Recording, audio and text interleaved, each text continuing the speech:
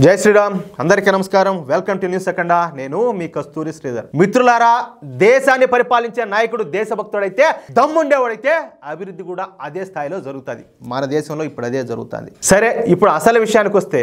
నేను ఈ పార్టీ నువ్వు ఆ పార్టీ అని కాకుండా మనం కాసేపు నిజానిజాలు అయితే మాట్లాడుకుందాం నిజానికి మన భారతదేశం 2014 వరకు ఎలా ఉండదో మనకందరికి కూడా తెలుసు సరైన రహదారులు ఉండేటి కాదు అయ్యే రోడ్లు ఈ మౌలిక సదుపాయాలు ఉండేటి కావు బ్యాంకింగ్ వ్యవస్థ అయితే ఘోరంగా ఉంటా ఉన్నది ఆర్మీకు సరైన ఆయుధాలు కూడా ఉండేటి కాదు మన తలసరి ఆదాయం ఎంత తెలిసిన 90,000 కన్నా తక్కువగా ఉంటా ఉన్నది నిరుద్యోగుల సంఖ్య సగానికి పైగా ఉంటా ఉన్నది ప్రతి దానికి కూడా రోజుల తరబడి ఎదురు చూడాల్సి వస్తూ ఉన్నది అంత దయనీయంగా ఉన్నది మన దేశంలో పరిస్థితి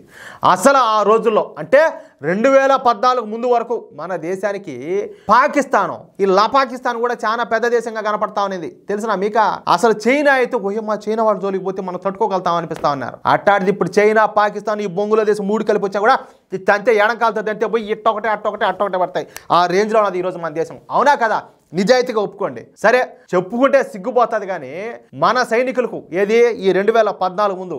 AK-47 రైఫిల్స్ ఇన్సాస్ రైఫిల్స్ తప్ప అధునాతమైన ఆయుధాలు కూడా ఉండేటి కాదు ఇక మన దేశ ఆర్థిక పరిస్థితి అయితే ఎప్పుడు దేవాలయ ఇచ్చాదోరా స్వామి నెట్ ఉంటానేది అంటే అదేందో నెట్టు గాల్లో దీపం మాదిరిగా నా మాటలు నమ్మకపోతే 2013లో జాతీయ మీడియాలో వచ్చినటువంటి ఆర్టికల్ చూడండి మీకే అర్థం అవుతుంది ఏందో ఓరే స్వామి ఇదేంది ఇష్టప్రకారం వాగుతాడు ఏదంటే అది చెప్తున్నాడు చెప్పేసి మీరు అనుకోవద్దు విషయం ఉంటేనే చెప్తా అది ఇంకా చాలా విషయాలు మీకు తెలుస్తాయి మీరు చూసారంటే ఇకపోతే మన విదేశాంగ విధానం గురించి ఇంక చెప్పాల్సిన అవసరమే లే అప్పట్లో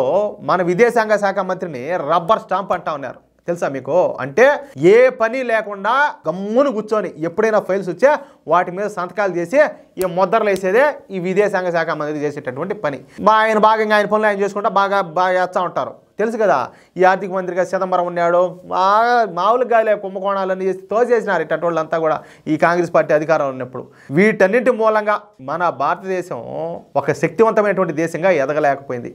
మళ్ళా చెప్తున్నా మనకంటే వెనక స్వాతంత్రం వచ్చినటువంటి చైనా అభివృద్ధిలో మనకంటే ముందు వెళ్ళిపోతే మనం మాత్రం నిలబడిపోయినాం మనకన్నా అతి చిన్న దేశాలైనటువంటి సింగపూరు మలేషియా ఇండోనేషియా ఫిలిప్పీన్స్ వంటి దేశాలు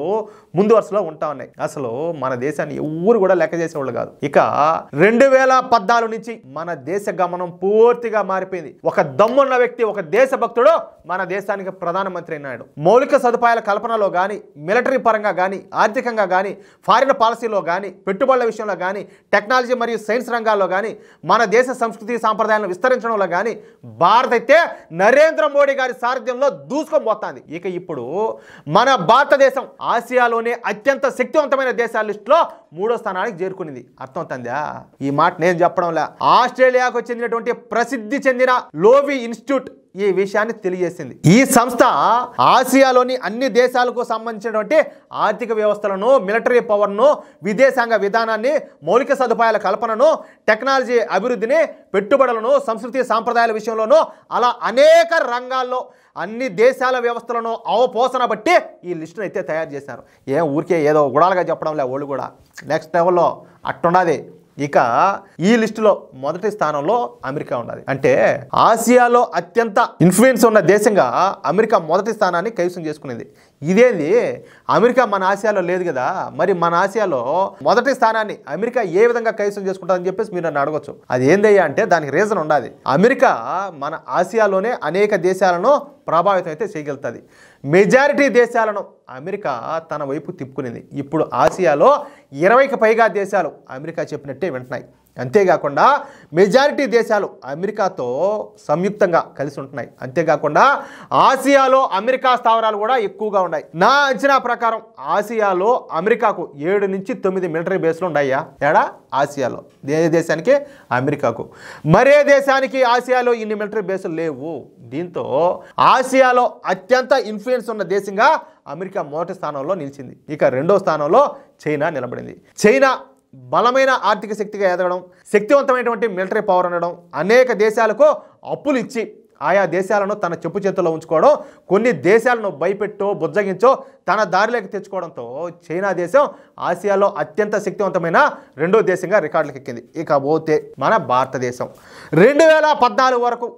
ఆసియాలోని అత్యంత శక్తివంతమైన దేశాల లిస్టులో అసలు పేరే లేనటువంటి భారతదేశం ఇప్పుడు 3వ స్థానానికి ఎగబాకింది ముఖ్యంగా మన దేశ ఆర్థిక వ్యవస్థ బలపడడం, పెట్టుబడులు వరద మారడం, వరద మామూలు కాదు, లక్షల కోట్ల పెట్టుబడులు వస్తాయి విదేశాల నుంచి కూడా. బలమైన సైనిక శక్తిగా అవతరించడం, చైనాను కూడా ఢీకొట్టగల సత్తా ఉండదని చెప్పేసి నిరూపించుకోవడం, అన్నింటికంటే ముఖ్యంగా మన విదేశాంగ విధానం ద్వారా అనేక దేశాలను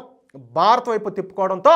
ఆసియాలో అత్యంత శక్తివంతమైన దేశాల లిస్టులో మొట్టమొదటిసారి మన భారతదేశం 3వ స్థానానికి చేరుకుంది. దాదాపు 50 దేశాలు ఉన్నటువంటి మన ఆసియా ఖండంలో 3వ స్థానానికి చేరుకోవడం అంటే మాటలు కాదు. అది కూడా 10 సంవత్సరాలలోనే ఈ 3వ స్థానాన్ని కైవసం చేసుకోవాలంటే దాని వెనక ఎంత కష్టం, ఎంత కృషి, ఎంత పట్టుదల, దీక్ష, అంకిత బాగున్నాయో దాన్ని బట్టి మీరు అర్థం చేసుకోవచ్చు. అసలు మోడీ గారు వచ్చిన తర్వాత నుంచి మన దేశం ఎలా మారుతుందో మన వాళ్ళకి అర్థం కావడం నిజం చెప్పాలంటే. కానీ అభివృద్ధి చెందినటువంటి దేశాలకు బాగా అర్థం అవుతుంది. అదేంటన్నట్టు మన వాళ్ళకు మన విలువేందో తెలియదు, ఎవడో బయట చెప్తే కానీ మన వాళ్ళకి అర్థం కాదు. అది మన బతుకు, మన కర్మ, మన దౌర్భాగ్యం. ఇలాంటి విషయాలను మనం తప్పనిసరిగా భారతీయులుగా గర్వంగా మనం నలుగురితో మనం పంచుకోవాల్సిన అవసరం ఉన్నది. కొట్టండి, షేర్లు కొట్టండి, ఇష్ట ప్రకారం కొట్టండి. మీరు ఫేస్బుక్ గ్రూపుల్లో ఉన్నారా, వాట్సాప్ గ్రూపులో ఉన్నారా, మీ ఫ్రెండ్ లిస్ట్లో మీ జాతీయవాదులు ఉన్నారా, ఎవరున్నారు, ప్రతి ఒక్కరికి కొట్టండి. వాళ్ళు